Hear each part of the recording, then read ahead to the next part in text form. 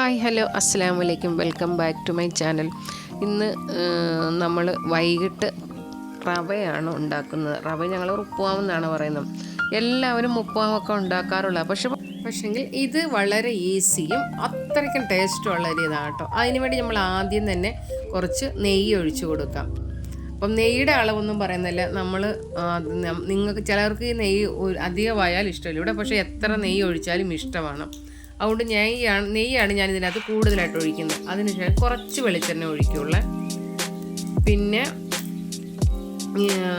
നെയ്യൊക്കെ വെളിച്ചെണ്ണയെല്ലാം ചൂടായി വന്നപ്പോഴത്തേനും ഞാൻ ഇതിനകത്ത് സേമിയ ഇടുന്നുണ്ട്. അപ്പോൾ സേമിയ നല്ലോണം ഒന്ന് പൊടിച്ച് വെച്ചിട്ടുണ്ട്. അപ്പോൾ ഈ നെയ്യും ഒന്ന് ചൂടായി വന്നപ്പം ഞാൻ അതിലേക്ക് വേണ്ട സാധനങ്ങൾ ക്യാരറ്റ്, പച്ചമുളക്, ഇഞ്ചി, വത്തലമുളക്, പിന്നെ കറിവേപ്പില ഇതെല്ലാം കൂടെ ഇട്ട് കൊടുത്ത് നല്ലോണം ഒന്ന് വഴറ്റിയെടുക്കുന്നുണ്ട്.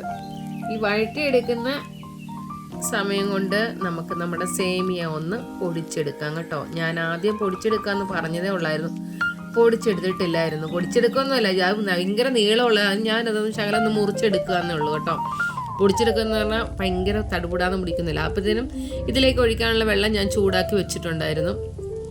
അത് ചായക്കെടുത്ത് വെള്ളം ഓട്ടോ, അതിന് വേണ്ടി സ്പെഷ്യലായിട്ടൊന്നും എടുത്ത് വെച്ചതല്ല. അപ്പോൾ ആ വെള്ളം ഇതിലേക്ക് ആവശ്യത്തിനുള്ളതൊക്കെ ഒഴിച്ചു കൊടുത്തു. ഇനി ഇതിലേക്ക് വേണ്ടത് ഉപ്പാണ്. ഉപ്പും ഞാൻ ആവശ്യത്തിന് ഇട്ട് കൊടുത്തു. ഇതിൻ്റെ ഒന്നും അളവ് എനിക്കറിയില്ല. എന്നാന്ന് ചോദിച്ചാൽ നമ്മൾ ഇതിൻ്റെ അകത്ത് 1 സ്പൂൺ, 1/2 സ്പൂൺ, 1/4 സ്പൂൺ എന്നൊക്കെ പറഞ്ഞു കഴിഞ്ഞാൽ നമ്മൾ ഉണ്ടാക്കുന്നവർ ചിലപ്പം ഒരുപാടുണ്ടാക്കും, ചിലപ്പോൾ കുറച്ചായിരിക്കും. അതിനൊക്കെ സ്പൂണുകളൊക്കെ ഒന്നും പറയാൻ പറ്റില്ല. ആ സമയം നമ്മൾ സേമിയ ഇട്ട് കൊടുത്ത് ഇനി സേമിയ നല്ലോണം ഒന്ന് വെന്ത് വന്നതിന് ശേഷം നമുക്ക് റവ ഇട്ട് കൊടുക്കുന്നത്.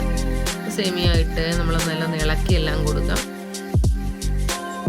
ഇനി സേമിയ വേകുന്നവരെ ക്ഷമയോടെ ഞാൻ കാത്തിരിക്കുകയാണ്. എന്നാന്ന് വെച്ചാൽ വൈകിട്ടായ പെട്ടെന്ന് ഫുഡ് അപ്പം റവ ഞാൻ എടുത്തേക്കുന്നത് എന്നെ നിങ്ങളെ കാണിച്ചല്ലോ.